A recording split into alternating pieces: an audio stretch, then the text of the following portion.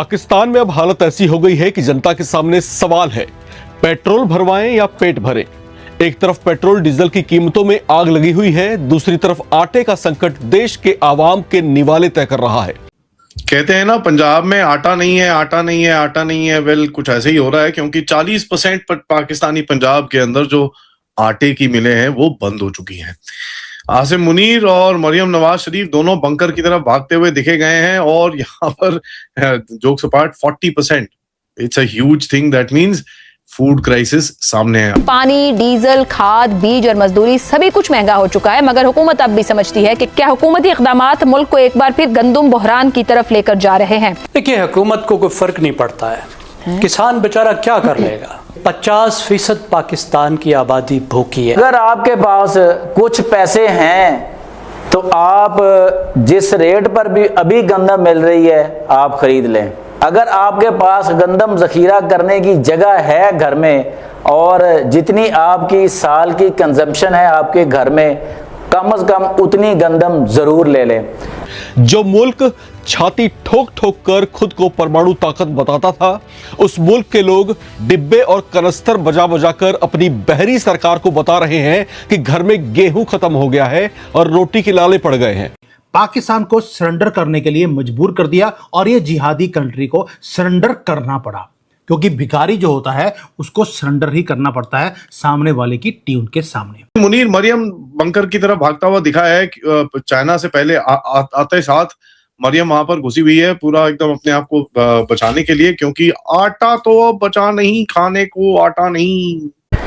हमने गुज़िश्ता बरस भी जब गंदम की बर्दाश्त का ये वक़्त आया था, हमने उस वक़्त भी गवर्नमेंट को मुतनब्बे किया था कि जनाब आप सरकारी रेट को ही कम से कम मुमकिन बनाएं कि उस रेट पर आप किसानों से गंदम खरीदें। जय हिंद साथियों। पाकिस्तान को एक तरफ से तेल का संकट तो घेर के ही रखा था, अब इसके बाद से अब आटे का संकट भी पाकिस्तान को घेर के रख दिया।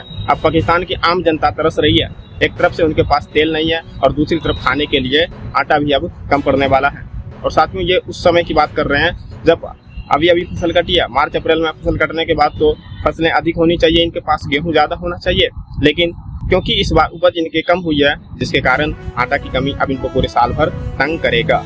यानी पाकिस्तान अब स्थिति का जिम्मेदार जो है भारत को भी ठहरा रहा है, क्योंकि भारत ने इनका पानी जब से रोका है, सिंधु जल समझौता को जब से भारत ने रद्द किया है, तब से पाकिस्तान को ऐसे बदहाली का सामना करना पड़ रहा है। और पाकिस्तान का पंजाब जो है इन सब मामलों में आगे रहता है, फसल की उपजाऊ जो है वहीं से ज़्यादा होती है, लेकिन अब वो कह रहे हैं कि पानी की कमी की वजह से जो फसल है इस बार उतना हुआ नहीं, और जितनी आबादी है पाकिस्तान की उस हिसाब से इनके यहाँ आटा फिर से कम पड़ने वाला है। पेट भरने तक तो इनके यहाँ लाले हो जाएंगे। और इनकी व्यवस्था देखिए साथियों, ये कृषि पर निर्भर करते हैं, लेकिन इनकी सिंचाई व्यवस्था भी उतनी मजबूत नहीं है। इनकी सिंचाई व्यवस्था अभी पहले से ज़्यादा खराब, जो कि इस समय होनी चाहिए। अगर इनकी सिंचाई व्यवस्था होती तो शायद पाकिस्तान को इतना दिक्कत का सामना करना नहीं पड़ता, लेकिन अब ये सारा का सारा जिम्मेदार जो है भारत को ठहरा रहे हैं कि भारत ने पानी रोक दिया, जिसकी वजह से पाकिस्तान फसल उगाने में ज़्यादा से ज़्यादा असमर्थ रहा है और अब इनको इन संकट का सामना करना पड़। और साथियों, IMF ने भी इनको चेतावनी दे दिया है कि जितनी औकात हो उतनी जनसंख्या बढ़ाकर रखो। ठीक है, यहाँ ये हर चीज़ के लिए IMF पे पहुँच जाते थे, अब IMF इनका देश कंट्रोल करने पर आ गया है, क्योंकि अगर IMF से इन्हें पैसे देगा तो इनकी हर नीति पर IMF कंट्रोल करेगा। लेकिन साथियों, इनके देश के अंदर की बात देखिए, युद्ध चल रहा है, लेकिन तेल पाकिस्तान में इतना महंगा हो गया कि लोग ट्रांसपोर्ट भी क्या करें। जिस आटा को एक जगह से दूसरे जगह ले जाएंगे, उस आटे का भी भाव अब उछाल मारेगा। ऐसी कुछ हो गया। हमारे वो एक चैनल है ना, ABC क्रिक इन्फो वाले, वो बोलते हैं ना, खाने को आटा नहीं, चलाने को डाटा नहीं। तो इनका खाने को आटा नहीं का सिचुएशन आ रहा है। देखिए, पाकिस्तान का जो फूड सिस्टम है is entering a very dangerous phase, और इसमें जो फूड शॉर्टेज तो है ही है, लेकिन पंजाब की जो वीट इकॉनमी है वो प्रेशर के अंदर क्रैक करती हुई दिख रही है। 40% अगर आपकी मिल्स बंद हो रही हैं रावलपिंडी, इस्लामाबाद और पंजाब के बेल्ट के अंदर, इसका मतलब ये है कि जब वीट जो आपका गेहूं है उसको डेली आटा और उसके अंदर उसके साथ ब्रेड और ये सब चीजें बनाने का जो बिजनेस है वो अब चल नहीं रहा है। पाकिस्तान में आटा खाना तो है ही है, बट पॉलिटिक्स, एक स्ट्रीट एंगर और एक रजीम की स्टेबिलिटी का एक बहुत बड़ा मापदंड है। ये चीज आपको समझ में आनी चाहिए। तो इमीडिएट एकदम से जो बोलते हैं ना, इमरजेंसी क्राइसिस क्या है कि फ्लोर जो इनकी आटे की मिलें हैं वो बंद हो रही हैं, क्योंकि हो क्या रहा है, 3 मेजर पॉइंट्स हैं उसमें। सबसे पहले जो गेहूं है वो बहुत महंगी है, उसके बाद जो आटा की प्राइसेस हैं, जो उसका दाम है वो फिक्स्ड है। तीसरा चीज क्या है कि जो उसके अंदर इनपुट लगता है, डीजल लगता है, पावर है, जो आपका क्या नाम है इलेक्ट्रिसिटी है, और जो उसके अंदर आवागमन ट्रांसपोर्टेशन की जो कॉस्ट है वो बड़ी ऊपर जा रही है। जो मिलर है, जो बंदा मिल चलाता है, वो एक प्राइस में खरीदता है, उसके बाद उसको उसको कूटता है, उसके बाद उसको ट्रांसपोर्ट करता है, अपने वर्कर्स को पैसे देता है, इलेक्ट्रिसिटी के पैसे देता है, और उसके बाद आटा बेचता है। अब वो गवर्नमेंट के अंदर बेचता है, क्योंकि ये सब कुछ ही फिक्स्ड है, ऊपर से तुम प्राइस बढ़ाए जा रहे हो। ठीक है जी, अगर उसकी सेलिंग प्राइस फिक्स्ड है, बेचने की जो दाम है वो फिक्स हो रखा है, उसको आप हिला नहीं सकते, तो भैया ऊपर से अगर आप उसकी पावर का, बिजली का प्राइस बढ़ाओगे और डीजल का प्राइस बढ़ाओगे तो वो कहां से करेगा? तो करता क्या है, वो बोलता है भैया मैं से नहीं होता, मैं तो मिल ही बंद कर रहा हूं। एग्जैक्टली यही चीज अभी हो रही है पंजाब में इस समय पर। चीप मतलब सस्ते आटे की पॉलिटिक्स इस टाइम पे ऑप्टिक्स के हिसाब से जो वहां पर लोगों को दिखाना है। एंड पंजाब में अगर आप आटा ना दो ना साहब, पाकिस्तान हिल जाएगा ऊपर से नीचे तक, ये सबको पता है। लेकिन जो आटे की मिलें हैं वो बोलते हैं भैया हम कर ही नहीं सकते। जो वहां पर किसान है वो बोलते हैं साहब हमको तो प्राइस ही नहीं मिलता। कंज्यूमर बोलते हैं साहब आटा ही नहीं है, गवर्नमेंट के पास पैसे नहीं है, तो अब करें तो करें क्या? अब जैसे मैं बोल रहा था, पंजाब बड़ा मैटर करता है। पंजाब देखिए पाकिस्तान की ब्रेड बास्केट कहा जाता था। अगर सिंध में स्ट्रेस हो, बलोचिस्तान में स्ट्रेस हो, केपी में स्ट्रेस हो, कोई फर्क नहीं पड़ता।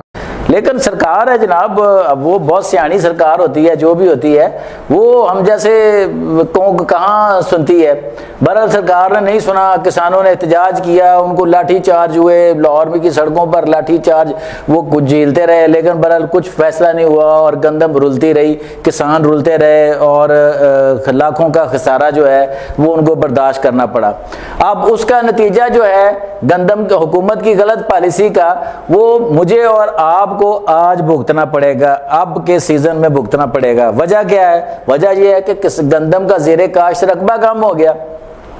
जब रकबा कम होगा और साथ कुछ मौसमी हालात ऐसे बने, ये जो 2 महीने होते हैं खासकर जनवरी और फरवरी, उन दिनों में मौसम इस किस्म का था जब गंदम का दाना बनता है और फिर उसने फलना फूलना होता है, उन दिनों वो मुनासिब माहौल नहीं मिला, लिहाजा गंदम की फी एकड़ पैदावार जो है वो कम हो गई। ये 2 पॉइंट हो गए। और तीसरा पॉइंट ये कि हुकूमत ने गंदम की जो फी मन प्राइस मुकर्रर की है, एक्सपोर्ट प्राइस, वो 3200 रुपये फी मन है जनाब।